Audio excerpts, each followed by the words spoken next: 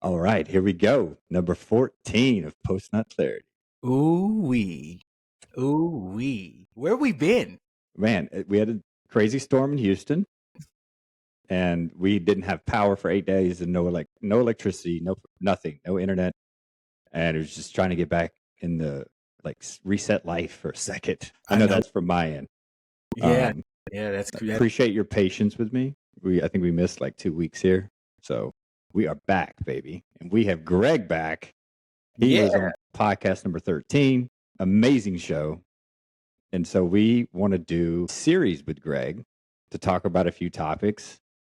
Today's going to be like short stints on each topic, just diving in, and then consecutive shows after that. The 4 topics would be money flow, food health, psychedelics, and stillness. I think these are amazing topics, and the way that I know Greg and I know how he communicates, I think it's going to be an epic experience for everyone. Brandon, you got anything, bud? No, I agree. I've missed y'all. I've missed our millions of fans as well who come in and listen to us all the time.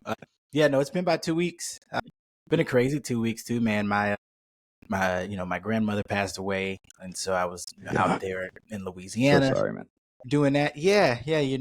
She's my grandmother was so funny. She served even in death. Like, her last act was to donate her body to Baylor for science. Like, everything she did was always to do something for somebody else.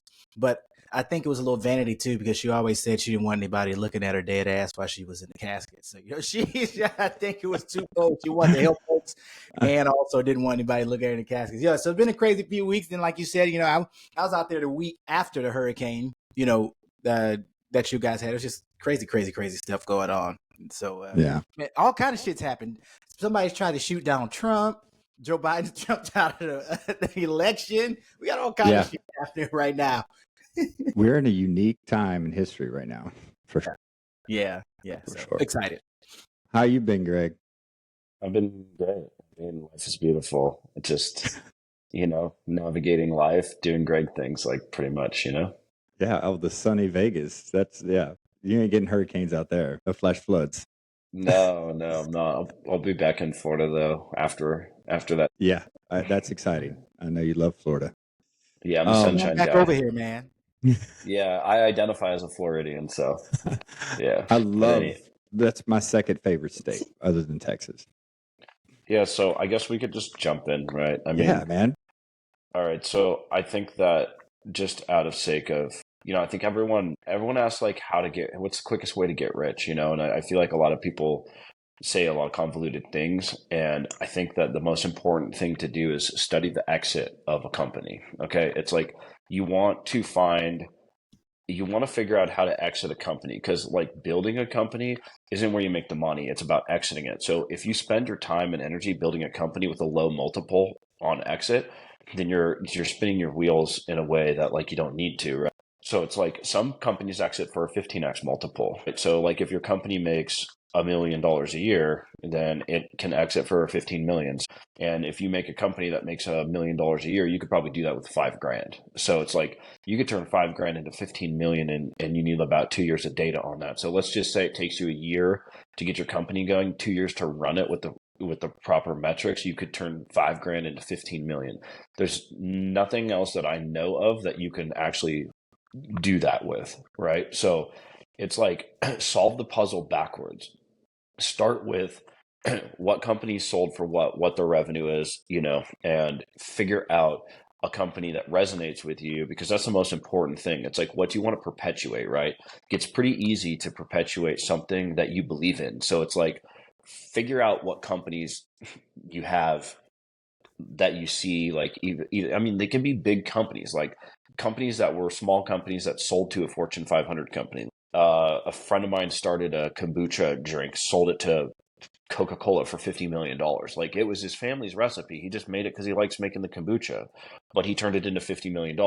However, he didn't know how to exit, so he had somebody, like, broker this, structure the company correctly and whatever. And so he only pocketed $5 million, but he still turned $0 into $5 million, right? So it was a good deal for him. Yeah. So anybody could do this. It's convenient. It was a kombucha drink that you just literally like his mom would make it, and he just like put it in a bottle, stuck a label on it, and knocked on the doors of grocery stores, put it in grocery stores, and Coca-Cola and Pepsi own pretty much every drink on the shelf. So it's like, okay, you have a buyer, one, that's cool. It's a massive exit strat. It's a massive multiple because you're making something that doesn't cost a lot to make. That's something that's more challenging for people to make. So it's like, okay, so that's something good you're perpetuating, and there's a lot of health benefits to it, so on and so forth. So that's really all you need to know. Is it, I get you on the passion part. I've also heard don't make your passion your daily job. What are your thoughts on that? Okay, so if you turn your passion into a daily job, then it's tedious. But if you turn your passion, that to me implies you're going to spend all of your time working on this one thing. And it's like, I mean, I personally did that. I'm really into photography, and I went and I would carry my camera everywhere, like everywhere. It was always glued to me. And then I had a shift in what I was doing. I was like, oh, I'll go shoot weddings, right? I've got no desire to deal with wedding drama, take pictures, and then sit on my computer and edit a bunch of pictures of people I don't even know. So like that made me like not like my passion. That is a very good example because I also made a portfolio of all my landscapes that I went to China, and I went and I figured out how to develop them for cheap, $5 or whatever, a picture. And then I figured how to put them in stores for $99. Right. So it's like that was great. You know what I mean? It's like, that's my passion, whatever. So I think there's two different ways to solve it, but that's really great. You bring your awareness into like your time, right? So it's like you want to do something that takes the least amount of time to make the most amount of money, right? It's not like a hamster wheel. It's like it took me no time to take photos of landscapes because I was traveling all the time. So it's like, and that was beautiful. I'm capturing a moment in the now, and it's something that's like a treasure of the past, right? And I like business, and I like just how to exit a company and whatever. So I thought to myself, well, like if I'm making 5,000% on these photos, and there's such a huge margin, that'll pull a massive exit on a company, and then you could source photos, whatever. It's a similar business model of like something that you could exit for like a good number, if you structured it correctly, right? I didn't know a lot of this at that time, and I was also making a ton of money elsewhere, so it was just kind of like I didn't follow through with all of it. That's a great point. What I always think about, like, what percentage of my day should be dedicated to the development of something, right? Of any business I want to jump into with the least amount of upfront capital. What are your thoughts on the percentage of your hourly day? Because I'm a structured person. I like to doing these hours. I'm going to dedicate this time to this. This is family time. What are your thoughts on that? High focused 20-minute work blocks.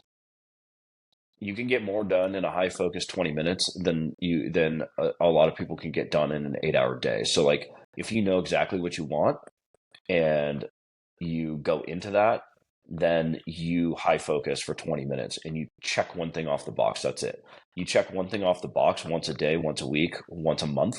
You're going to get to where you're going. It's trajectory, right? So you have your 8-hour a day job or whatever it is in your life that consumes your time, job, kids, family, whatever. Now you can easily break off 20 minutes in that day to create a high focus work block. So it's like you make your list, you figure out what companies exit. Like, okay, a 20-minute work block would be studying like profit margins, exits, how a company runs, what building blocks. You could do a lot of this in 20 minutes. At least find what's a 15x multiple, what's a 10x multiple. A friend of mine exited a trucking company for 13x multiple. Like that didn't take him a lot of effort to build. He made an automated trucking company. It's like, okay. So, and you're helping a lot of people in the process. So like high focus on that. Once you get that done, pick another thing to high focus on. 20-minute work blocks. Have you ever heard of the WIG? Wildly Imaginative. It's a book I read, and it what you're saying off the top of your head is exactly kind of what they set forth. Like, set your goals, don't make them crazy, but have the end result be that wildly imaginative goal. Make it simple. Don't make it complex. Like, where do I want to go to? That's kind of whole concept of the WIG. Yeah, you need to I hate to say underachieve or something like that. You need to create goals that you can easily achieve. So that way you're putting yourself in a motion of achieving your goals. So it's like, if you want to make $1 million a month, just be like, I want to make $1,000 a month extra, like, okay. And then you hit that goal and it builds confidence in you, and this helps your mindset, right? So you want your strategy and your time to all be in line with what you want as a person, right? So it's like, you know, money's endless. There's no end to it. There's like a plethora of it. It's everywhere. Like you can make so much money. There's no such thing as competition because there's plenty of business. It's abundant. We live in abundance. Like it's pure infinite abundance is the plane we live in. If you choose to believe that and you choose to see it that way. If you don't, it's not. It's you focus your mind on, you can only focus on one thing at a time anyways. Like, so if you have two focuses in your life, you need to focus on one and you need to focus on the other, and then you can just live in a space of stillness when you're not high focused, right? So you can create that inner peace. It's really good, man. You got anything, Brad? Yeah. So a lot of guys that are successful, they talk about the concept of compressing time, and kind of in line with what you're saying as far as, like, I was listening to Hormozy before we got on here, which I think has a really good reach. I think he's got a lot of great stuff going on. But he was on Lewis Howes' podcast, and they were talking about businesses and whatnot, and so on and so forth. And he asked a question. He said, how would you go make $100,000 today? He said, well, most people would break down the math and say, I got to sell 1,000 people at $100 or this and that, whatever. He said, I would find out what I bring value, what's the most valuable thing that I bring to the table, and I would go sell that one time for $100,000 for somebody. He said I would completely compress that time. He said, because I'm always right. Whether I think I can do it, I'm right. If I don't think I can do it, I'm right. He said it's just really about the mindset that you have. And like Joel said, making it simple, stop making it so complex, and just moving forward from there. So what do you think about the idea of, because you can't manage what you don't measure, obviously. Right. And so what do you think about compressing time, and as opposed to taking I've seen folks do stuff in a year that's taken some people 20 years to do. They were doing the same damn thing. It's just one learned how to compress time, one didn't. So is that a factor in it? Yeah, it is a factor because there's only two markets, like, right? I mean, you can take this out of context if you want, don't care, but there's really only two markets. You've got 99% of people, right, that make, sub $250,000. And then you've got 1% of people who make above $250,000. So, I mean, let's just make it, let's say you've got 99% of people who make sub $1 million a year. Okay. And so that's one market, right? Everyone's going to be able to buy $100 offer. Like people that make $12 an hour buy $1,000 iPhone, right? Okay. So you want to either make something for everybody or something for the 1%, right? So that $100,000 offer, no one that makes $1 million a year is going to spend it. Well, not no one, but most people that make $1 million a year aren't going to spend $100,000 on a one product, right? So you're tailoring that to like the 1%. And it's so easy to do. You almost just have to make something creative and then price it like 10,000 times what you think it would. Like even if you could sell it for $1,000 and make money, the 1% of people aren't necessarily going to resonate with it as much because everybody can have it, right? So it's like make something for them that's really unique, highly intentional, super focused, that brings value to their life, like what you're saying. So it's like figure out your market. What the challenge with that is it costs a lot more money to market to. In most cases, it costs a lot more money to market such a high ticket thing because you're putting something out there to attract a certain crowd. And that's a more challenging crowd to attract because they live in a different world than most people do. So it's like, do you have enough money to put out there? Is your risk tolerance high enough? Because that's a big thing. It's like you're almost better off creating a digital service and selling that. That's something that isn't perpetuating bullshit like some 19-year-old kid trying to pitch me to how to scale a business. I'm like, bro, like, what? Like, scale a business first and then tell people how to do that. You know what I'm saying? Like that's the thing. And it brings you back. It's like create a business, scale it, and then you could tell people how to scale it. It's like everything snowballs into more abundance. Like once you get to a point of like, inner knowledge, or whatever, right? Did that answer the question? Yeah, for sure. And so I was talking to he's a big business coach. He just coaches other coaches on how to, coach other people in whatever area of their expertise was. And so I was talking to him about my my health and wellness stuff and whatever. And I mean, and he really kind of broke me down a little bit. And I'd love to hear your thoughts about it. Yours too, Joe. But he really kind of broke me down about it. He said, what I hear you saying, he said, you've got a product that is very valuable. He said, but you're marketing it to people who, he's like, Susie needs to lose 50, 60 pounds in the next 90 days. He said, but Susie is trying to keep her light bill, trying to keep her lights on, or trying to put gas in the car. So she's making $35,000 a year.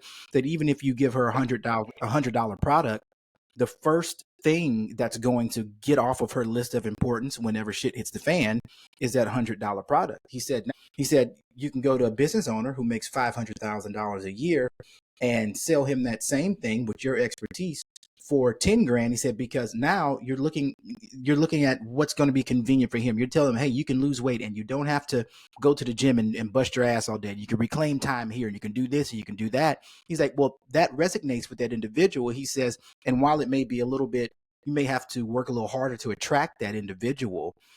You're still condensing the amount of time. He said, how many $100 do you have to sell to make $10,000 as opposed to selling this one time to this individual? He said, you've got to get your thinking up. He said, it's not that opportunities are limited. He said, you've limited yourself in your own thinking that what you're offering, it costs too much. So if you're not confident in it, then they're not going to be confident in it. So he was just like, you got to raise your expectation, because what you bring to the table is valuable. You have to not be emotional about the price, because they won't be emotional about it if you're not emotional about it. So an easy way to do that is to create free content, right? Like anyone can do it. So it's like you make a high ticket offer and then you put out free value, and it's like, because the idea is not to stress out somebody with a product to where they can't sustain it. And it's like, those people aren't your buyers. So give them what they need to help their life, and they might become your buyer later on. So you want to create a space to elevate people to where that they might be your buyer down the road. Like Susie might not be able to afford your $100 product. And she definitely can't afford a $5,000 product. However, with some free value, that might shift her life enough to where she makes enough money to buy the $5,000 product, or even, do some sort of like a virtual coaching, where you get like a few people to pay $99 where one session goes more. Like, there's so many ways to solve the puzzle. And I think I'm glad you talked about health, because it's like, that's the most important thing. You can't really discern much about yourself if you're not healthy. Like, what you put in your body through food health is really important. It's like screw trying to make money. Like, you know what I mean? Like, what's your health worth to you? It's like, that's the first thing the first thing anybody should solve, is how to be healthy, because we live in an environment where there is so much chemicals, processed food, so much misinformation about be a vegan, be a vegetarian, all these. Throw it all out the window and figure out what makes you feel good. Like, you don't need to talk to a coach to go like put something in your body and then all of a sudden you're anxious and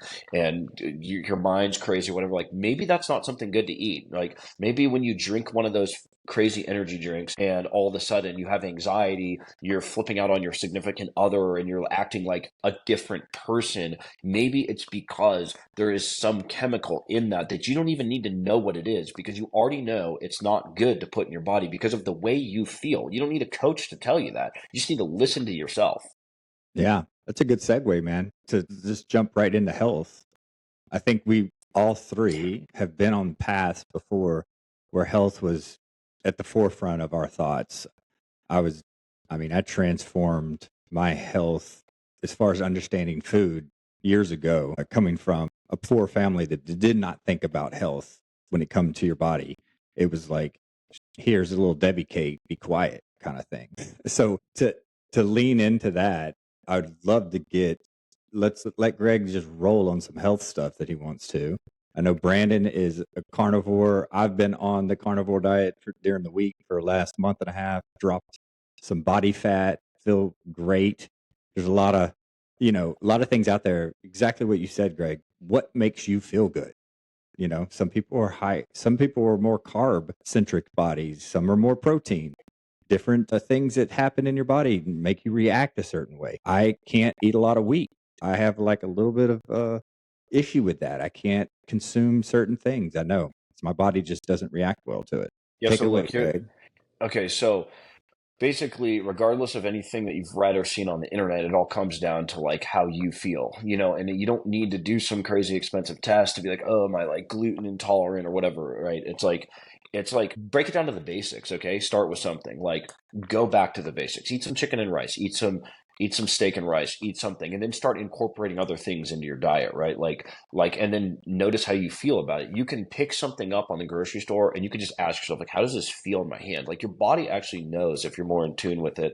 And you don't need to necessarily like, it's not like some crazy thing. You just literally like use your intuition to guide you in a way. It's like, I'm pretty sure everybody knows that like when they go to McDonald's or Taco Bell or they eat like some high fructose corn syrup thing, pretty sure that they know that this isn't good for them. They're doing it out of joy or desperation or fucking they're sad or they're like trying to it just fucks with your brain chemistry. Like it's like so why do that? And this is really challenging because you're in a cycle of just eating processed sugar, eating all this stuff. Everything's packed with sugar. So like try cutting try cutting all of it out. Like eat real fruits instead of sugars. Eat real meat instead of processed stuff. And if you're not into eating meat, eat some mushrooms. Like eat like there's so many different types of mushrooms that mushrooms are not a plant and they're not an animal. There's something in between, right? So you can have a mushroom steak. Like there's like millions, there's more strains of mushrooms than there is any plant on our earth, you know? So Yeah. it's like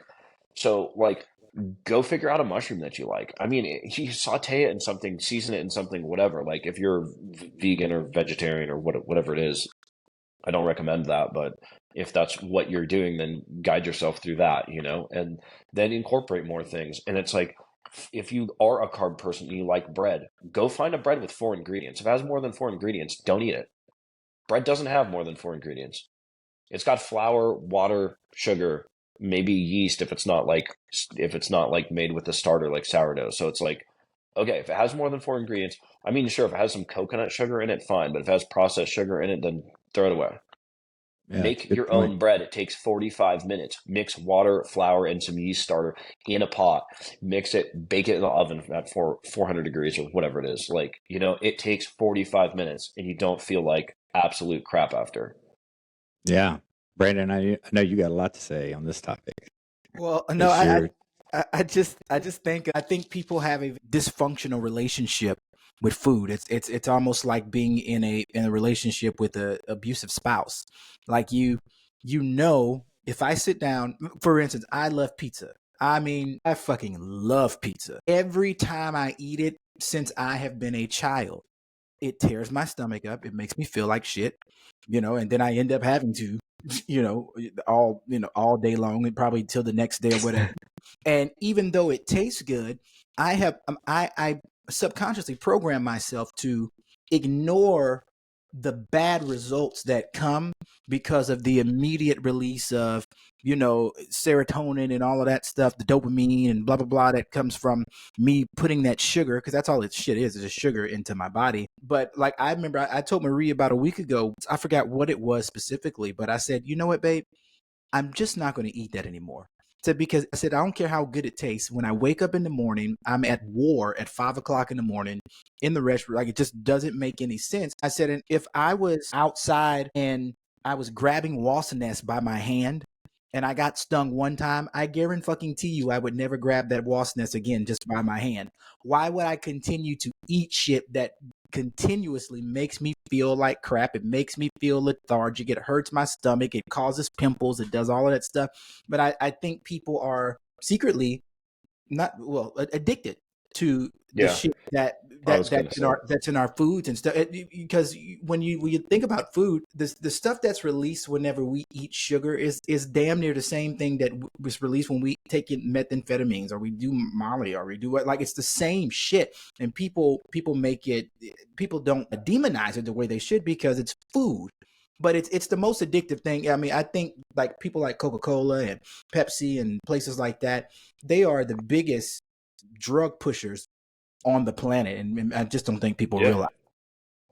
Yeah, I mean you're 100% right with that, and a good way to reset your palate is do a 24-hour water fast. If you can't I get just did a 16 seven hours day, in, oh, you did a 7-day water fast. Good straight for seven you. day. Yeah, That'll clear your system out. But hey, Brandon, you know, I like pizza too, and I make it from scratch if I make the pizza, and it's not that hard. It's a little bit of a time investment, but here's the thing: when you invest your time into creating your food, you're actually building a different relationship with it, right? And you're breaking an addiction from a desperate, uh, addictive food cycle that you're talking about, which is so real because a lot of these foods are made in a lab, and if the food's not made, like if the chicken at whatever Popeye's chicken or whatever the heck it is not made in a lab, right? Grown. Okay, yeah. Sorry, Brandon. But yeah, we'll talk about watermelon next. So, Hey, but so they're seasoning it with chemicals that are made in the lab,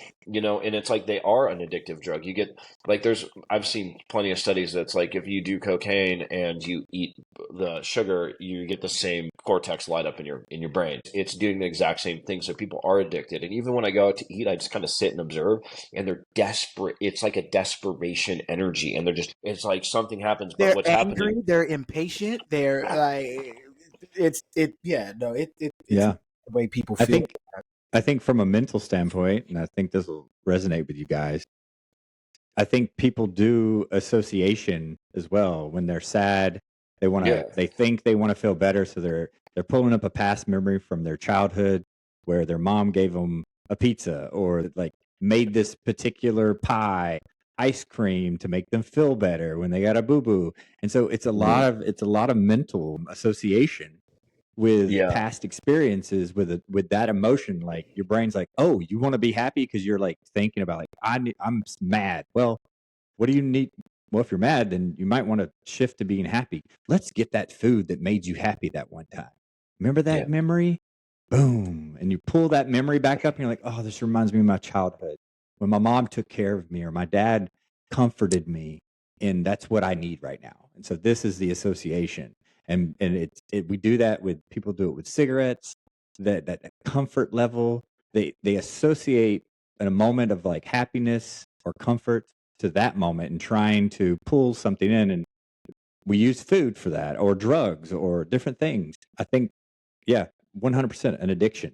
It's yeah. trying to experience a past memory in the moment that made you feel a certain way. And, Yeah, and it's a systemic addiction because yes, there's an associative addiction, there's a chemical addiction, there is a there's a just a cycle addiction. It's like and I hate to say addiction because it's really comes down to habits and what cycles you create in your life, right? Because it's like you do something for 9 days, you do something for 30 days, you do something for 90 days, and all of a sudden it's a habit. It's ingrained. We're creatures of habit. We go into routines. So it's like it's pretty easy to create one inadvertently without the awareness of it. And there's so much programming on the fear stage in society that everybody, whether you're more suggestible or not, you have to ask yourself, like, how suggestible am I? Because it's like you watch people like get told something and they just instantly do that. So it's like it's all these things that are adding to the triggers. Like you got to pick something to unravel, right? One thing.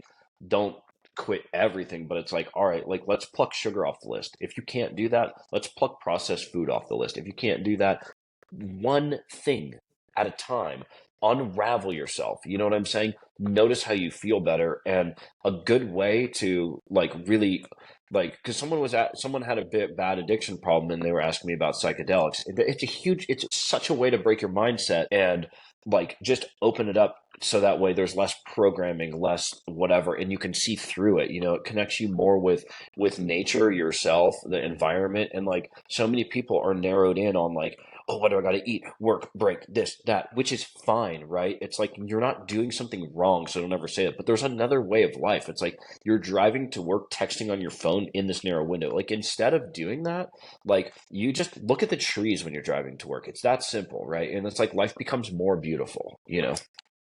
Yeah, I think people, it boils down to the lowest denominator where people don't like to be uncomfortable. So you say, hey, you want to break a habit of food?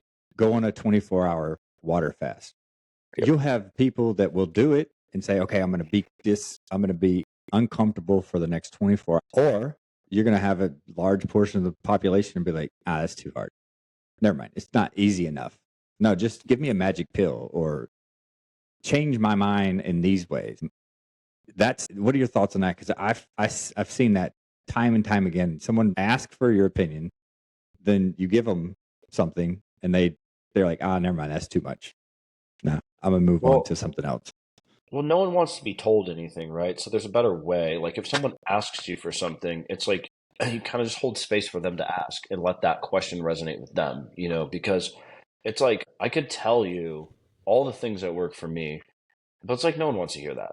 So it's Yeah. like I think holding space or like maybe just an option, like or something that you do, make it about you. It's like people ask me about that. Well, this is what I do. Like, I don't eat sugar. I haven't eaten processed sugar for years. I feel a lot better. Maybe it'll work for you. Maybe not. Oh, that's too hard. Okay. So it's like you just open up the space for them to tell you. You know what I mean? It's like, and then they start telling you all the things that they already know. Like, I could say, like, don't eat sugar, don't eat processed food, don't do this, don't do that, don't do whatever. But they're just going to ask you those questions anyways if you create the space for it. And they're unwinding themselves through your space. And if you live in that healthy space, then you're actually somebody that can hold space for that, right? Like no overweight sugar monster that goes through fucking Taco Bell every day is going to be able to hold space for anybody like that, like if someone asks me, it's like I'm almost 40 and I'm shredded, like, you know what I mean? Like I'm obviously doing something right, you know what I mean? So it's like, so I'm like, this is what I do. Like I'm not in the gym every day. I haven't been in the gym for like 2 weeks. Like I stretch, I do some push-ups. Like I should be in the gym more. It's just like, but I choose to look at life in a way that is harmonious with the universe, with nature, and with myself and the way I feel. And I don't choose to put anything in my body that's going to take me away from me. So it's like it's not a hard choice. Like I don't eat a strict diet, but a lot of people look at it like that's so strict. I'm like, no, it's not. I just don't choose to put something in my body that's going to be a challenge for my body to process because it's not worth it to me. It's not worth time. It's not worth a feel. I don't need to take a nap during the day because I fuel my body good. Yeah, love that. Anything from you, Brandon, until we move to the next topic? I think, when you talk about food, and I'll just speak for me, I didn't even know subconsciously, up until 2 years ago that, when there's a lot of things in your life that you don't have control of, food is one of those things, especially as an adult, even if you're broke. Like I have seen the brokest people in the world eat by faith and they eat good. They will find food wherever it is. But when you tell someone finally, hey, you need to stop doing this, and this, and you take away that coping mechanism that they've subconsciously used without them even knowing, because it's one of the few things that those people can control. Like I remember growing up, just like Joel, my mom, she'd buy honey buns and she'd buy Pop Tarts and she'd buy, Hot Pockets or whatever it was. Pop Tarts, though, dude, those are. Bro, I have eaten my weight in Pop Tarts. This is not it's the criminal. first time this has been said on this podcast. I'm telling you, Pop Tart. That's gonna be your nickname soon, man. Bro, I don't eat Pop Tarts, but I've eaten a box of Pop Tarts in this city before. Dude, those things are crack, bro. Literally, I've eaten a ton of them. And my mom was she was a stressed single black mom. So she was like always, it was always going. And I remember when I turned 18, because I started working in the church when I was like 12, and I was already making money. I paid for all my school clothes. I did pay for my prom shit. I was always, whatever. When I turned 18 and I had absolute control of my money, one of the first things I started doing was, instead of going to the grocery store and getting the small little 25-cent bag of chips, I would go get the fucking Big Grab. Because for the first time in my life, nobody could tell me how much I could eat, what I could eat, when I could eat, so and I think that is ingrained. It's the predictable future. Like I know that it doesn't matter what goes on at work today, that goddamn McDonald's 2 minutes up the road is going to be right there, and I can go there and I can eat my sorrows away. And it's so crazy. I hear people all the time when I tell them, because a lot of people think what I do is extreme, as a carnivore, which I'm with you. I'm like, I don't think it's extreme. I've just stopped putting shit in my body that makes me feel bad, But a lot of them, the first thing that comes out of their mouth is, oh, I could never do that. I said, but you feel like shit every time you eat Golden Corral or this place or that place. But but they don't realize that they are struggling, number one, from a cycle, and number two, from a very, very intentional form of addiction that they have fallen prey to as well. And so I just know, for me, when I realized how much of a coping mechanism that I was using it for, and how unhealthy my relationship with it was, that. And then I saw guys like fucking Joel, walking into whatever restaurant or whatever place that I would be singing or whatever. I'm like, that's a good looking fucking man. I need to get my shit together. You know, I need to get my shit. I mean, he's up there making his titties bounce with his muscles and shit, and I'm bouncing my titties because I'm jumping. It's like it was just it was two different things, and so I had to make that conscious decision to stop allowing myself to fall victim to that. But again, food is something that's thrown to us all day long from all different sides, and they make something that is very, very, I think, detrimental to the health of society as a whole so easily accessible. Like you said, it's a fucking it's not my grandma in the back of Popeyes coming up with a recipe for some shit. They're in a lab. Like, it is created to get you addicted.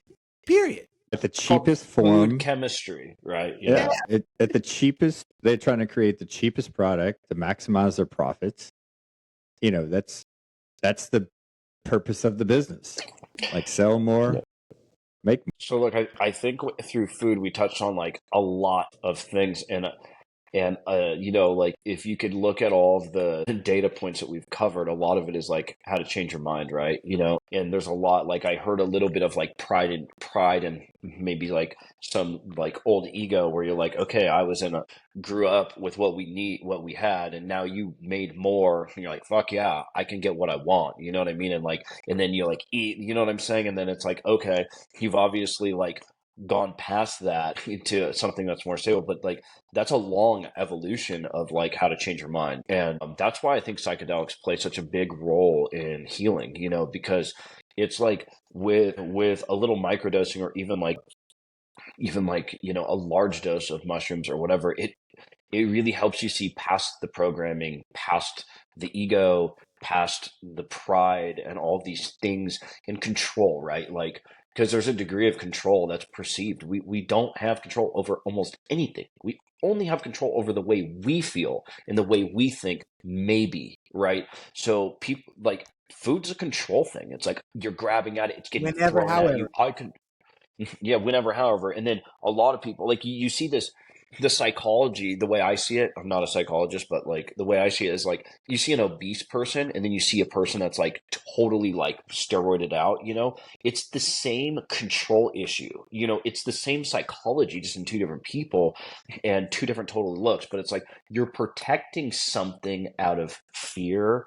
You're protecting something out of, you know, control. Like, yeah, an obese person controls all this food they put in their body. You can like go to the gym and do all these things and like you just fixate on that. But like you're trying to control something that's like out of your control, really. So it's like the psychedelics can help you see like my inner peace is much more important than this perceived control of others. Like you see men and women do it in relationships. Like, you know, there's all this narcissism talk and all this whatever. It's like people are categorizing people, like putting them in boxes and whatever. But it just comes down to what's inside of here and what's inside of here. And these should align, you know, like we're taught to think and then, you know, we're taught to think first. It's like, it's really backwards. You got to feel first, you know, and you got to put your mind through your heart. You know what I'm saying? And you can't do that if there's a bunch of crazy stuff in your head all the time, because they're just emancipated from each other, right?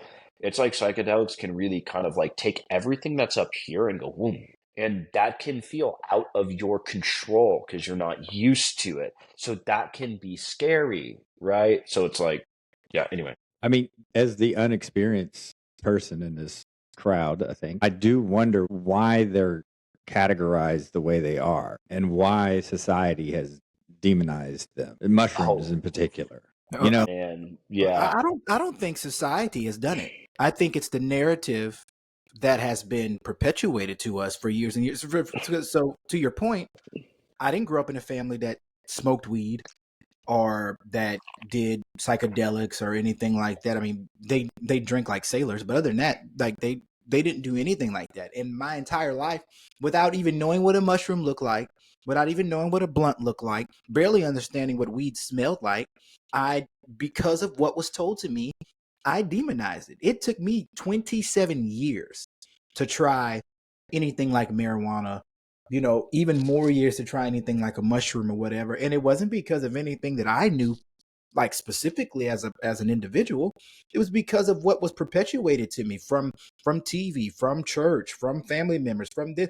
Again, most people who had never even tried it either, but they're making the rules and they're setting you up, setting your expectations up for all of these things. And so I think it's a purposeful thing to mislead us and keep us away from things that honestly, ultimately, I'm telling you, Joe, there's some folks, Greg, there's some folks that I should have whooped their ass and I chose to smoke weed instead. It made a difference. There's times I really do need to center myself, and a micro dose has changed the game. It completely glossed over all the bad and the negative energy, and I was able to see in a more beautiful way.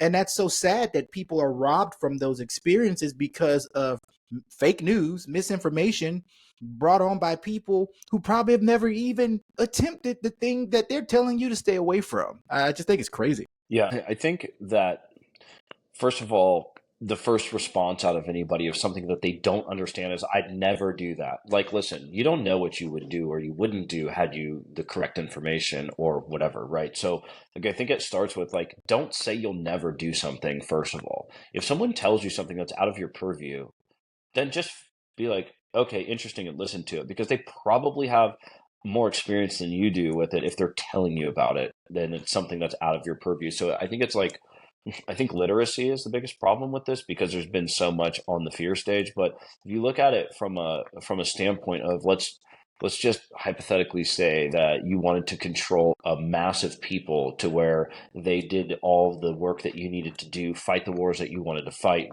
and go through all the things. And let's just say that, like, all the people who've done psychedelics realize that, like, world peace is so easy because it's like, because we're all one, you know. You can imagine everybody had that same awareness, and then you couldn't do this greed competition war, and people wouldn't fall in line with it. And so instead you promote alcoholism, which lowers your vibration, creates a total crutch, and gives you something that's going to zap your energy, not allow you to process your emotions. Like, I don't care who you are, if you drink alcohol in that time that alcohol is in your system, and even for 3 days after that, you're not correctly processing your emotions, because there is a disturbance in that pathway. So you're either going to be oversensitized or desensitized, or something in between, where you're going to react a little bit more intensely, or you're going to not react at all, and it's going to create a disturbance in the energy between you and your partner, or you and your buddy, or you in this fight that should have never broken out, because what's the point of fighting, right? It's like, so it's a big thing to don't say you'll never do something. Like, you know what I mean? You don't know what you're going to do, and you're not, and then you're just breaking your word when you do that, because usually the people that say I'm never going to do that are the ones that do it, you know. I heard a guy recently do a little video, and he said, he was being interviewed, and the guy said, "You don't drink, do you?" And he goes, No, I don't drink. But you know what's funny? When I tell people I don't drink, their first assumption is, "Oh, why not? Did you have an addiction? Or did you have a problem?" He's like, "No, I chose not to put poison in my body." Like, every time I told people that, like, they have a follow up. If I said, "Hey, I stopped drinking water," they'd be like, "Oh, okay." But because alcohol is so ingrained into our society, it's more of a shock when someone says they don't do it. Yeah. And so I know you don't drink, Greg. No. Brandon, you stopped for a while. Not sure where you are. It's rare. It's very, very rare. It's rare. Yeah, that's something I know I need to work on, because that's a mechanism I use in social environments, and that's something in my head that I need to focus in on, and that I have been for the last few months, just really, really trying to think about, like, not the benefits, but there is benefits to the social interaction. But what is it that makes me think I have to have 2 or 3 drinks every time I go out? You know, so that's an area that I'm actually focused on right now. So I appreciate you bringing this topic up, and just, I mean, transferring it over from psychedelics to that, because that's a mindset too, as well, that I need to break. So. Yeah, I think it comes down to, like, you know, it's like, it's what everyone's doing. It's comfortable. You're blending in, right? And I think that there's a space, like, you can either blend in or stand out or find a space in between, right? It's like Brandon, sorry, Joel. I mean, me and Izzy went to dinner with you guys, we didn't drink at all. You know what I Yeah. mean? And like, I wasn't like making a statement about it, and I wasn't trying to blend in and fit in. Like, did you notice that? Was it weird that we weren't drinking? You know? No, not at all. No, right. So it's like I don't feel weird going out and drinking water. It's good for you. You know what I mean? It's like I just eat some snacks or whatever. You know, it's like I had just as much fun. I had more fun than when I have gone out drinking. You know, like it feels like a past life, but it's like, you know, I've gone out drinking and done it. But you know what I notice is like the next day is not worth it to me. You know what I mean? And then you're trying to replay the tape of what actually happened. And even if you have a few drinks, it's like there's, you know, you're tired the next day, or you're tired that night or whatever it is. And it's like there's no reason for it, you know. And I don't think that everyone's the same recipe as me. Like I will never drink again in my life. I'm not going to put that in my body, and I don't think that's necessarily the right way. Some people enjoy to have a glass of wine or something like once a week or once a month, and it affects them differently. It's not, I don't put a judgment or a belief system on that, but it's like if that's like your thing that you enjoy, then like, you know, why would you, if you have some sort of healthy regimen, that's the last thing you need to cut out. You know what I mean? Like pick something that's like more important, you know, like, but for Joel, if you feel like you have to drink every time you go out or whatever, it's like, you know, like just try one night without. Just create the contrast, right? Yeah. Like it's not like a big deal. You're like, I'm gonna run an experiment on yourself, you know. Mm. Okay, Yeah. I'm gonna go out tonight, I'm not gonna drink. I'm gonna see how that feels. You know, wake up the next day, see how it feels. Because it's like you don't know what you don't know. If you're used to doing that and the recipe does work for you, but if you have an awareness of it, like just create the contrast. The most self growth comes through contrast, right? So it's like maybe you can't, maybe it works for you to go have a couple cocktails every night that you go out, and that's something you do for your socialization thing. But if you do that 7 days a week, then maybe that's like something that could be relooked, right? If you do that once a month, then what's a big deal, right? So Yeah. Yeah. it's like try one night without, you know, like drink some sparkling water, or like a Topo Chico or something. Oh, I love it. Yeah. That's great. That's actually a fun way to look at it as an experiment. Just Yeah. focus in on like taking it one step at a time. Yeah. I appreciate that. And you could go deeper into it too. It's like you observe yourself, right? It's like it's all about you, bro. You're the center of your universe. So like Yeah. observe yourself. You know, go out into the bar, and you might not be able to not have a drink. You know, that might be the awareness. Like you go out with the intention of not drinking, but then something through suggestion, oh, I'm having a drink. Or you might not even think, you just ordered a drink and you're all of a sudden drinking it. It's going to give you something. And if you do go out with the awareness, like, I'm not going to have a drink tonight, don't feel bad if you do. You just have to reflect on that, because it is contrast, because your intention's different, right? So it's like, that's going to drive you close. Like, I don't know what's best for you, Joel. Like, I don't know. And honestly, like, I don't care. I want what's best for you, and what's best for you is what you know. So like, I don't give a shit. Like, Yeah. all I know is that there's a way for you to figure it out. You know what I mean? And I'd be your friend and support you. You can assess me from the experiences we've had. Like, I've sat with you plenty of times. I've never had a drink. You know what I mean? I've had fun, laughter, whatever. Like, so it's like, okay, like Greg seems happy. Like, I don't know. Like, wonder what I feel like in that environment. It might not work for you. Yeah. Yeah. I don't see it as, and I know no one's saying this, I don't see it as a problem, but I know that if we go out once every 2 weeks, that it's like, I feel like I'm in this environment, exactly what you said. It's a social construct that if I'm here, then everyone's doing it. I'm going to do it. I'm fitting in. And that's something I need to experiment with. Is that something that I need to do, or I'm forcing myself to do it through a mental, just being stuck in that pattern of reacting that way. And I could break that cycle. Yeah, it's also suggestible hypnotic programming, right? Like everything you see in the media and the news and it's all programming you that. Like people are connecting over a glass of wine at a bar or dinner, or you watch a movie, it's like a stressful day, someone comes up and drinks a cocktail of wine. That's going into your subconscious and it's Yeah. programming you, and then you're open to suggestion through the environment, right? So it's like that's it. That's heavy, and it's not easy. You for sure don't have a problem. Nobody has an addiction. They just have a cycle or a habit or something that's ingrained in them. So it's challenging because everyone wants to put an addiction on you. Like, don't take that. Like, that's not for you. You don't, like, you take care of your family and all kinds of good things, but for the masses that are like go to rehab and told they have problems and all this stuff. It's like they get those problems forever. It's like, I'm 652 days sober because I'm an addict. Like, no, you're not. You don't drink anymore. Like, you stop. Like, stop. Yeah, I've faked it before. Like, get sparkling water with a lime and it looks like a vodka tonic for the social interaction to make other people feel comfortable or not ask questions. I've done that many, many, many times.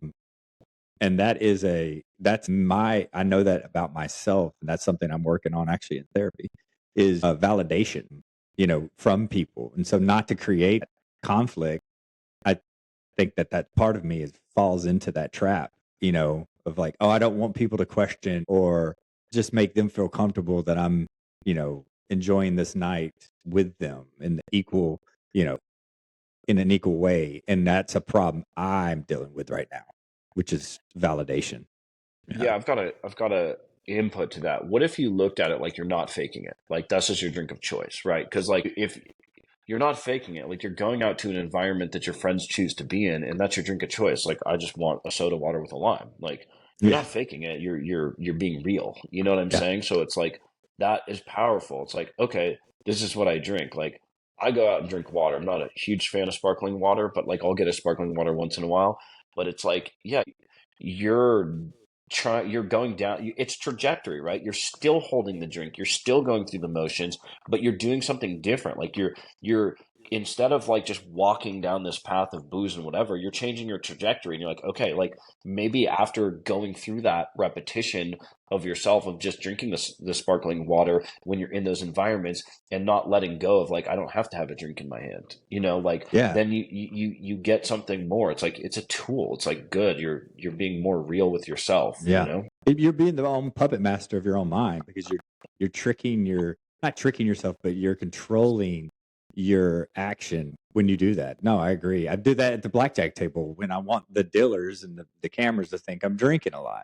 Exactly. I do it. So it's a manipulation of your own mind to say like, hey, you're still having the same body reaction.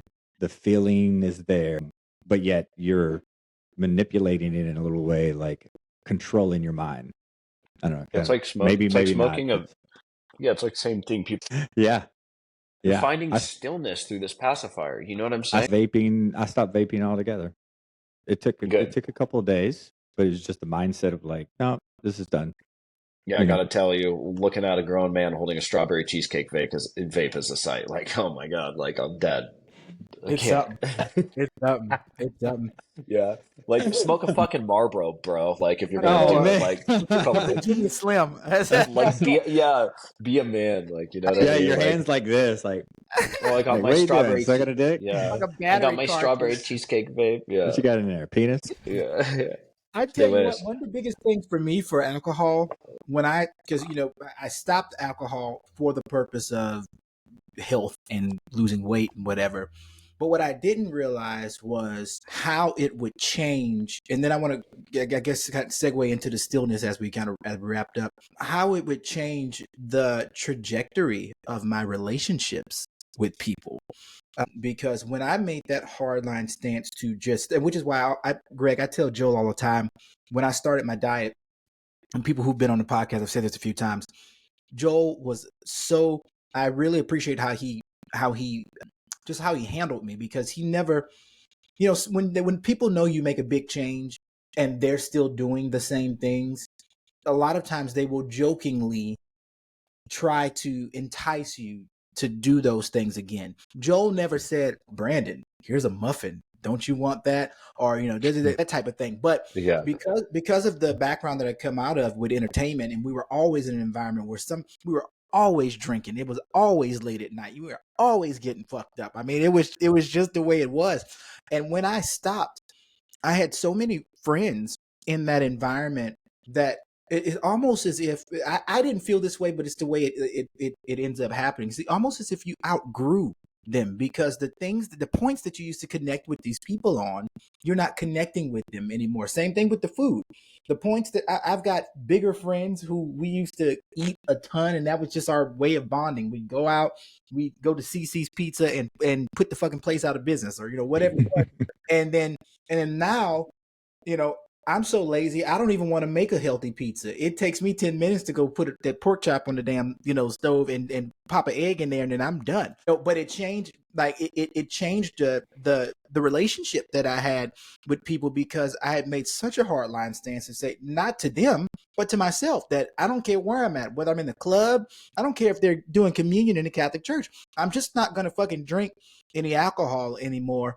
And I realized when I made that choice, though, a lot of people, it made them uneasy. It made them, and I even had folks say stuff like, "Well, you think you're too good to drink now," or you remember how you used to do this? It's like, yeah, I fucking remember. That's why I'm not doing it anymore. But it really made such a big difference. I thought it was more health, but honestly, it kind of showed me that I have the ability to take something that overall is just not the best thing for me to do, and I can quit it. But it came at the expense also of some of the relation. I mean, there's people I literally just don't even talk to anymore, and I think a big part of that was me just stopping alcohol, also stopping being in the environments that perpetuated that as well. And it sucked because that's one of the main reasons why I have even socially done some drinking over the last year after stopping, is because I just didn't want to feel like the oddball out. But then I just realized how low of a vibration that I was allowing myself to come back to, because I'm really dumbing myself down and dumbing down my own convictions about the issue for the sake of getting along or making somebody else feel better about the decision that they should probably be making too. So I just I think that the alcohol thing was a huge thing for me, because I had pride behind it, dude. I mean, like it was like if it took me 18 shots to get fucked up, I was gonna go do 27 shots. Like, it was an ego thing because I wanted to be known. I wanted to know folks to know that I could handle my liquor. I'm always gonna get home. I'm always gonna be. And it was just, when I look back, like, why make such a hard line stance on something that stupid? Yeah. Yeah. Yeah, I think you touched on like some really good stuff because it's like, change your life and elevate and see who's your friend. You know what I'm saying? And it's not there's no hard feelings with that, but it's honestly a beautiful way to disconnect because it's like, and I've seen it happen where like where someone else follows your footsteps because they're like, oh my God, like I've been needing to do that. So you don't know who you're paving a way for when you're just leading by example. You might have paved a way for people just that you don't even know anymore because it's like they saw you leave the circle and they're like, wait a second, I really like Brandon. He's a fun person, but like his life looks so much better now. Like you might have impacted these people subconsciously in a way that you don't know, which it's not about them, right? It's about you. And it's like, there's no reason to dumb down your vibration just to fit in. Like, it's like, just let go. And there's another thing that like, wherever you go, there you are, right? So it's like your friend group sees you as you. So like if you're getting fucked up every day and all of a sudden you change, they don't see you as any different because they know the Brandon that gets fucked up. And it's not their fault. It's like you built that, what they see of you, and it takes 6 months for that to break. So the reality is if you do a hard line stop on something like that, you can't actually live in that space fully by hanging around most of the same people. Like Joel's one of the people that can, and he wants to see your growth, but most people can't. And they just view as that. Like, even when I went out to the bar around some of my old friends and I'm drinking sparkling water or whatever, they don't even see me as I'm sober. They see me as like I'm fucked up with them too, just because I'm funny and I like don't need to drink to get fun. But they actually are like, oh, Greg's out fucked up with us. It's like such a powerful thing. So to disconnect from that, even if you just say, hey, I'm going to disconnect from all the toxic people for 6 months, then you can re-meet them, and then they meet you again, because what happened is that cleared their subconscious and what you built in them, and then they're meeting you again. So it's like it's a good exercise. Like take a year away and then reacclimate to those people and see which ones support you in that vibration or want to pull you back, right? Yeah. And that lets you know who's your friend and who's not. Like even getting in a relationship, it's like who's happy for you and who's not. Like those are your real friends, It's like it's everywhere. And we can't be afraid or fearful of letting go, because when we let go of people and we clear that space, you're opening up your space for the next high vibe person to come in. Like you know, like I wouldn't be on this podcast with you if you guys weren't magical people, and I wouldn't have met Joel and whatever if I had all this chaos in my life still. Like, you know what I'm saying? So it's like I just have a clear space. I talk to 4 people and my girlfriend. Like that's it. Like good luck getting a hold of me. Like Yeah. No, I don't even know dude. where I'm gonna be tomorrow, like honestly. Greg, you man, you have so many great points. And one of the things I took out of that is, you know, you living your own life and you're being you just naturally is and not infringing upon someone else's life or their own decisions, showing them by example. The 2 types of person in an environment at a bar: one, you drink water or a juice or do something and you don't make it a big deal. Maybe there's questions, but you just answer them and you move on. The second person is they want to infringe upon them. Why? Well, why don't you do it? Why? You know, I'm not Yeah. putting, you know, that in my body like you do. You know, so it's a defense mechanism as well. But that's the 2 type of people that I've seen, and I'm like, I always want to be the one that just lives my life the way I want to live it, and not lower my vibration for other people, or engage in an ego battle of telling them what they should and shouldn't do. Yeah, that's huge. Yeah, you know, there's an energy element to it too. So like what you're doing, you want to keep to yourself. You know what I'm saying? Because you're building energy to transcend essentially. So you want to keep that energy in. So like when you go out to drink and you're drinking sparkling water, you don't want to tell anybody. You just it's for you. If someone asks, it's like, oh yeah, I'm just drinking sparkling water. Like I'm good. You know, like nonchalant.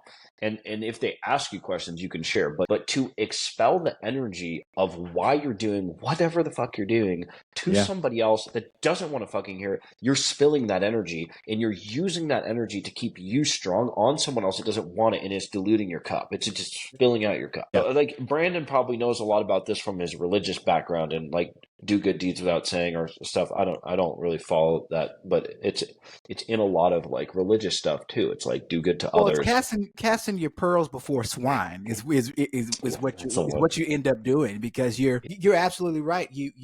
What you're doing is for you, and this is why I tell a lot of the people who I work with as far as like weight loss stuff and whatnot. One of the first things I tell them is don't tell anybody what you're fucking doing, because No, immediately you don't want their opinion. Fuck no. Immediately, everyone will become an expert on this one thing.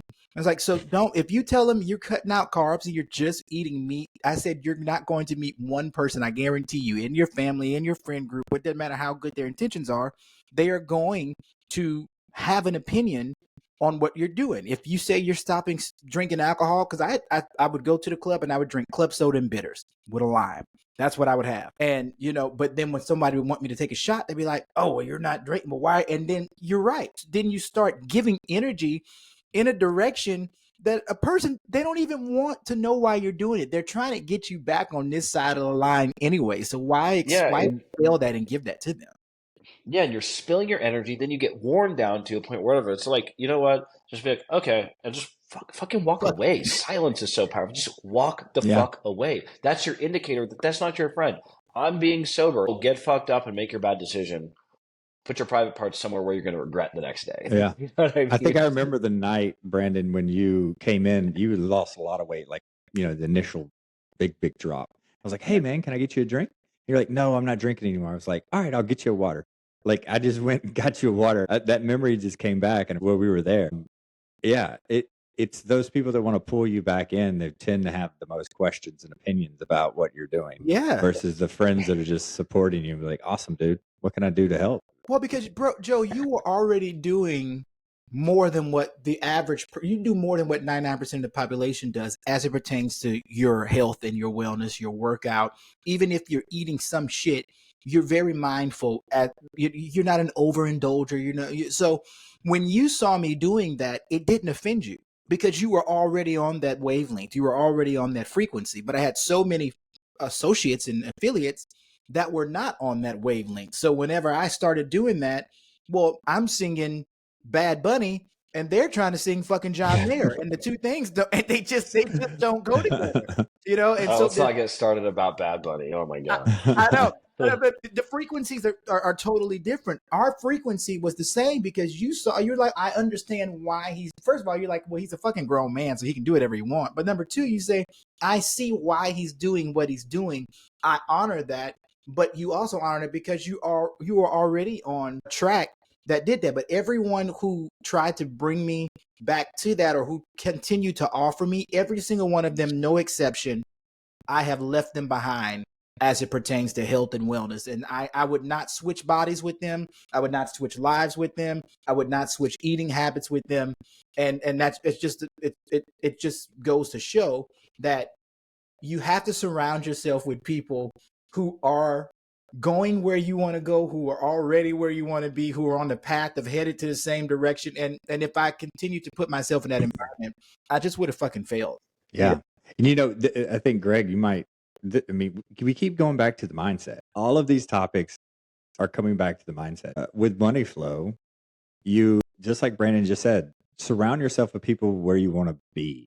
But if you're already thinking like a rich man, you already have that mindset, then you are on the same frequency. Am I right with that? That just kind of, I'm already this person. I'm already on this. I'm not there, maybe the actual funds, but I'm already thinking, living this truth that I am on the same frequency. And that makes them feel like, oh, we're equals. Yeah.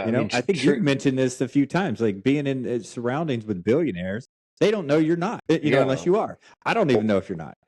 But no one's ever what are going your to know. thoughts on that? So here's the thing, like it's such a mindset. Like I do have some friends that are like far wealthier than I am, and they look at me like I'm the wealthy one, and it's not a money thing, it's a health thing, and it's like one of my friends that, he's mega wealthy, like mega. And, he was talking to another buddy of mine and he's like, you know what? Like, Greg doesn't give a fuck. He's, he's a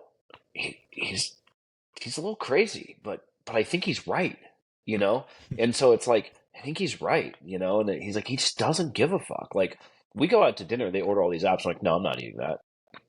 Like, they're like, oh, you want some? I'm like, no, no, thank you. Like, I don't care. I'm not going to eat that just because everybody else is shoving their face with diesel fuel fried food. Like, if you can run your truck on it, probably isn't something you want to fry your food in, right? You know what I'm saying? Like, I don't know where you came from. Anyway, so it's like the real wealth is like internal. Like, obviously, like you can't.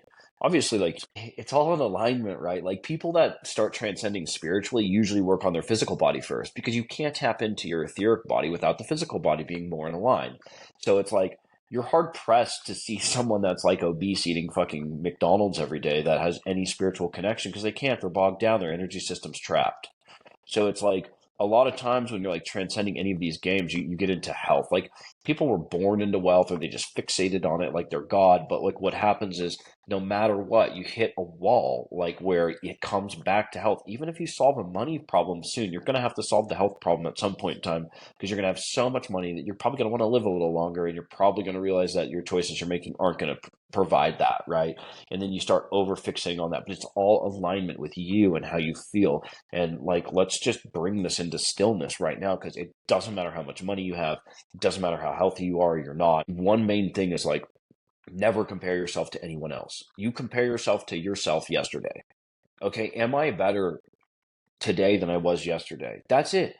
It's not a race. Like, yeah, some of my friends are richer than I am. Like, okay, like, like they solved a problem quicker than I did, but it doesn't make me like I solved a consciousness awareness thing way earlier than they did. And so the synergy is like, hey, like one of my buddies can fuel something I'm doing and I can also trade him with some stillness and some exercises that I do that's like massively impacting his life. You know what I'm saying? And it's like it feels good for me and it's like we're helping each other. Like, dude, if you have $99 billion and I say, yo, give me one, I'm doing something, like you're gonna give it to me. Like, you know what I'm saying? If we're connected like that, like why wouldn't you? It's like, but it's like because we're elevating each other. Like, you know what I mean? It's like that awareness of my friend to be like, yeah, Greg's like a little crazy, but he's like doesn't give a fuck, but he's right.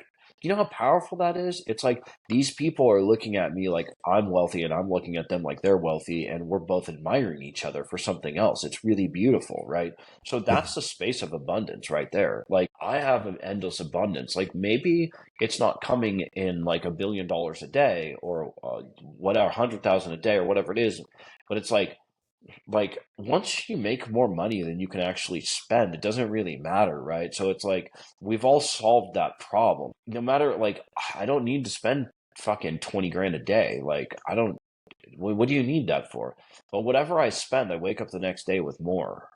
So it's like just because they have an abundance of it, we both live in the same space. You know what I'm saying? Yeah. So it's like I don't let myself feel like I did something slower or whatever. Like I don't idolize them because they have, multi-billion dollars or multi-hundreds and tens of thousands of millions of whatever it is. It doesn't matter. All I know is that both of us wake up tomorrow with more money than we spent yesterday. So like we're in the same playing field. So it's like not a competition. It's like how do we help each other? Like they need places to put their money to make more money because it starts spiraling out of control. And I need more money to make more money. And it's like I mean I don't need more money to make more money, but I can solve a problem for them of where to flow some of it, and I can also hold space for them and in their spiritual growth and things like that, and it's super powerful. Working with people in a deeply spiritual space or just holding space for their self growth, these people employ thousands of people. Like if I can impact one of them, maybe 1,000 people have a better job. Or maybe someone runs their 50 companies a little bit differently, where they're still making the same amount of profit, but there's a little bit of relief in his work system, or hers, whatever it is. And so it's like the way I run my companies is like it's like a family. Everyone has what they need. Most people don't need what I need. Like most people don't need a private jet or even want one. It's like but that solves a time problem for other people. It's like you could just jump on a plane and go somewhere for 2 hours, have it in person, and go somewhere else. It solves a problem. It's not like we'll flex it on Instagram so people give you money because you're really broke and you're in a fucking fake plane in a garage or something. It's like smoke and mirrors. So it's like, what's real? You find what's real through stillness. And that is something you can do for free. And it doesn't matter what you ate that day. You're going to know it's more challenging to get in a place of stillness. It's more challenging to focus your mind. And it's going to start unwinding things naturally. So it's like, I challenge you to sit with no thoughts in your head for 1 minute. And until you can do that, there's more work to be done, and then expand on that. What is 1 minute a day? Wake up in the morning when you're fresh, just got back from wherever you went when you were dreaming, and you have the least amount of input. Do not look at your phone. Just sit up in your bed straight and just allow the thoughts that are coming into your mind to leave as easily as they're coming, and find that space in between and expand on it and see how your day changes. Yeah. Try that at night before you go to bed. See how your sleep improves. Find stillness. You open up your point to discern what's better or worse for you, and you can solve all of the money problems, all of the health problems, all of this through stillness. And it's like, just imagine if everybody did this every day. Like, this is a concept that's really hard to fathom, but it's so powerful. You don't need any money, you don't need any food.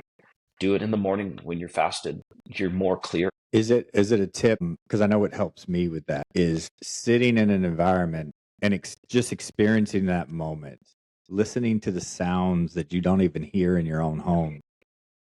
What's around you. You might hear the air conditioner kick on, and just I don't know. To me, those are the things that drive me to help me sit in stillness longer. Yeah, Is that that's a really good question. Basically, what innately happens, or if you're out of whatever the case may be, all the sounds kind of blend into one and you're just hearing noise. So like to sit in stillness, what you're doing is super powerful because you want to differentiate those sounds. When you're sitting, you can bring your focus to, airplane, and you really hone in on airplane. And like AC kicked on, you hone in on that sound. Like children in the park, a bird chirping. And you start to differentiate those and you start to pull it apart. And through that, you start to find your center because you realize you're in the center of these sounds. And then you have these things around you, and it starts to guide you into your center. And it's super powerful. It's also extremely challenging if you've never done this before. So sometimes you can use music as a guide. And I'm not talking some hip hop or some house music.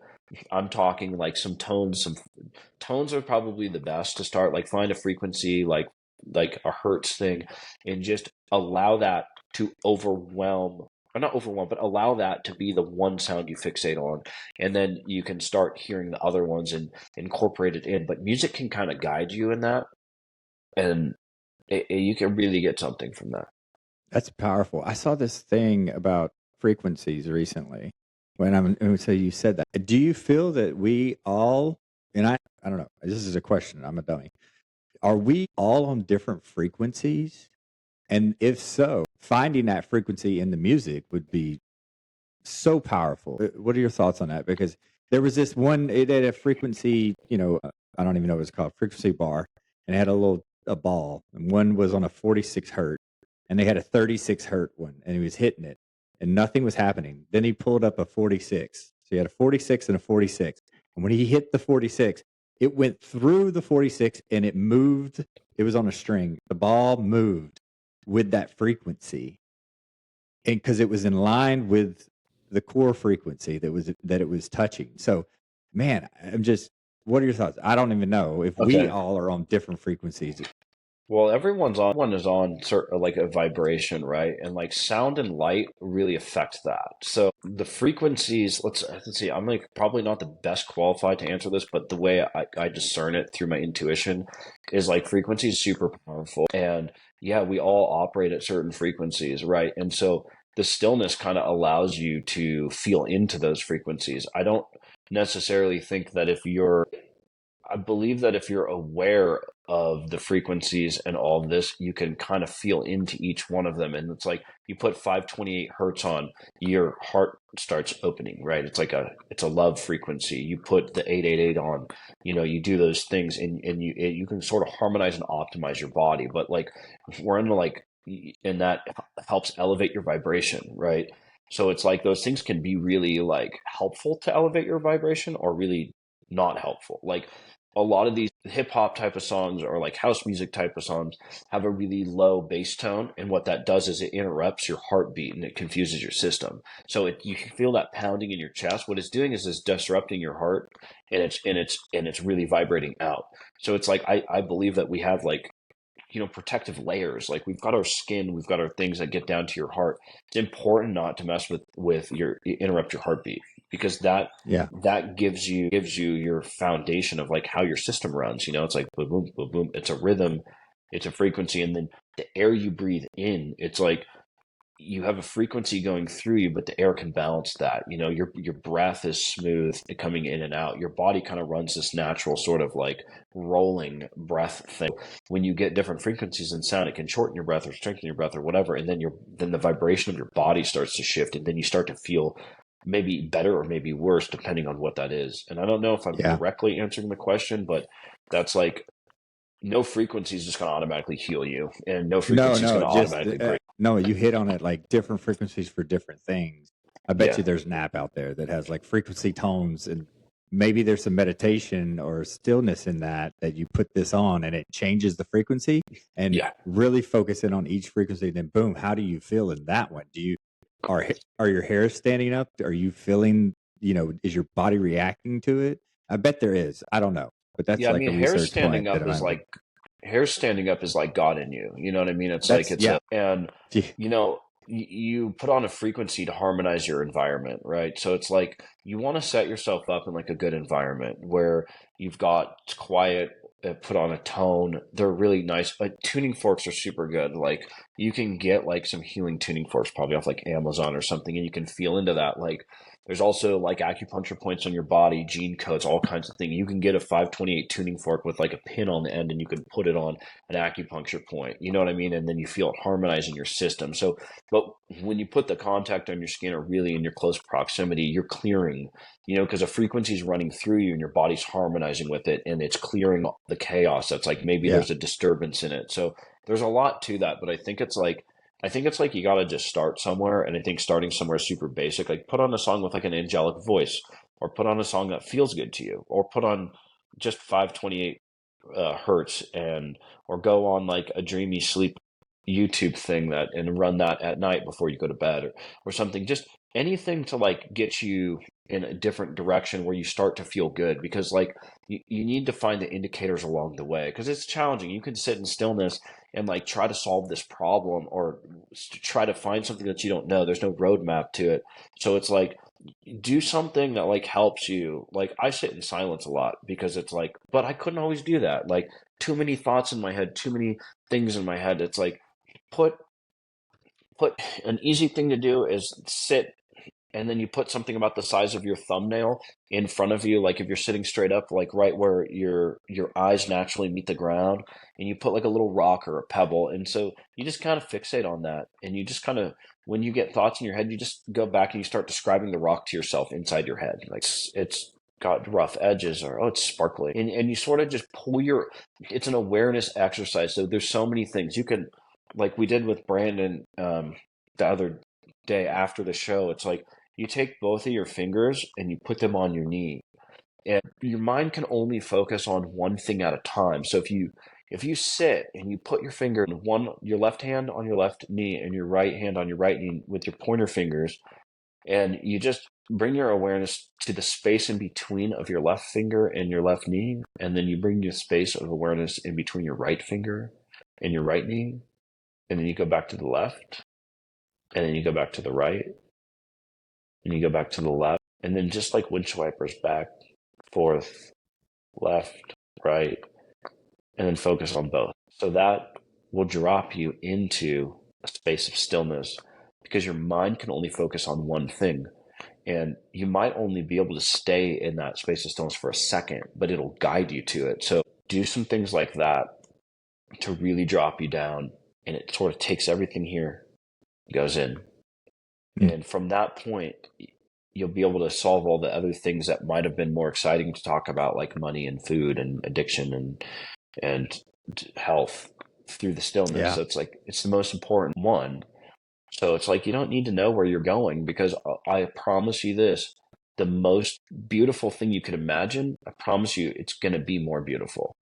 You cannot imagine what greatness is to come if you're in a place of stillness. Like you can't, and you have no control over almost anything. So it's like, why trick yourself into thinking you control all this stuff, when it's like, all you need is your focus, all you need is your stillness, and all you need is your health, and a little bit of the universe in you, and a little bit of the right people around you, and your life just starts to perpetuate beauty.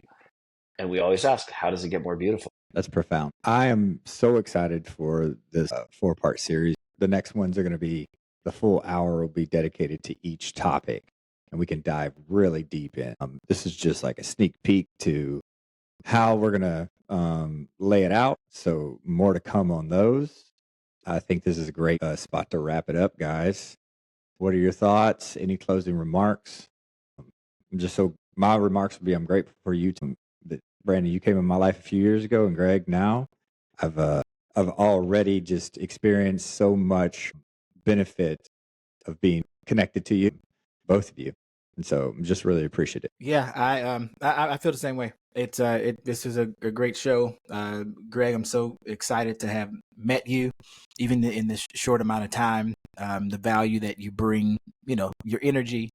People can think that's really woo woo when you're always talking about energy, but every goddamn thing is energy. And and so I appreciate you. I appreciate your willingness to share, your willingness to just to give. There's a guy in the Bible, he was begging at the gates, wanting somebody to help him. And one of the disciples comes by, I think it was Peter, and he looks at him, he says, "Hey bro, look, you're wanting silver and gold." He said, "And I don't have any of that. But what I do have, I'll give it to you." And he said, "Get up and walk." And he got up and walked. And so I appreciate you for just giving of what you have. And because what you have is what somebody needs. And so I appreciate that. And Joel, you already know how I feel about you, man. I love you so very much. I think no bullshit. You can ask Marie when we talk about Joel. I mean, it just lights up. She might even get a little jealous. But Oh man, tell her no, no homo, no no, yeah, homo. no Diddy. No, but it's good stuff, and I can't wait to unpack this for the next few weeks, and it's gonna be good. So I appreciate you, and I appreciate Yes. everybody that's been listening. Thank you guys for being on this journey with us. We're learning as we go, so we appreciate y'all. Yeah, I'm happy to be here, and this is a more better use of my time than going around and talking to just a bunch of people and spilling the energy. I can just share with you guys 1 hour here and there, and it doesn't eat up my time. And I like to give away the things I have to offer, but I don't give it away to without a big intention. And the reality is like someone could watch this, like if they want to, or if they want to take my time to share a bunch of things, just like, oh, go watch this, like when you're on your jog or your walk, or maybe it'll impact someone that I don't have the time to sit for an hour with. So it's like, and it's like we're creating something that's a vortex going upward. So we don't know what this will turn into. I could tell myself that this podcast might turn into something great or whatever, and all this. I could tell myself all this stuff. I just don't know, and I'm okay with that. And I'm not trying to control anything, but I feel like this is a good use of time. Every couple of weeks or whatever, I put in an hour, and we'll see what happens. Like I don't know. Yeah. So It's all we're exciting. we're just gonna see what happens. Follow the energy, follow the flow, and just let it come. Man, All right. love you guys so much, and can't wait to do the next one. It'll be episode 15, Money Flow. All right. Be ready for it. All right. See ya. Later.